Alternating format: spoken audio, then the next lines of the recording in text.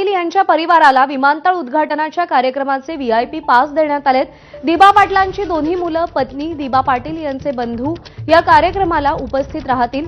दिबा पाटील यांचं नाव नवी मुंबई विमानतळाला देण्यात यावं यासाठी मोठा संघर्ष करण्यात आला होता आणि आता त्यांच्या कुटुंबियांना या कार्यक्रमाचे व्हीआयपी पास देण्यात आलेले आहेत।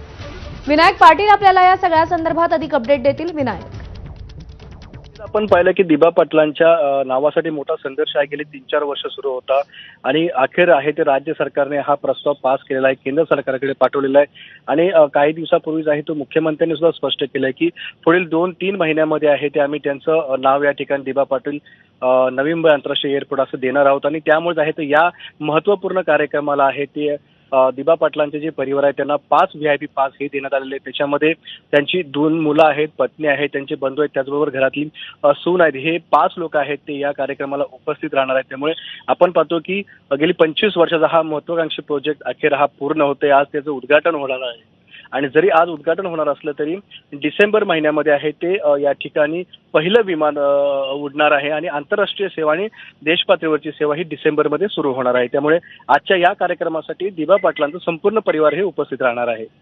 विनायक, धन्यवाद दिलेल्या माहितीसाठी।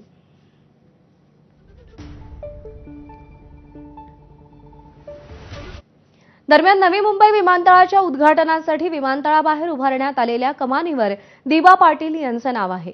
त्याचप्रमाणे तिथे उभारण्यात आलेल्या बोर्डावर सुद्धा दिबा पाटलांचंच नाव आहे।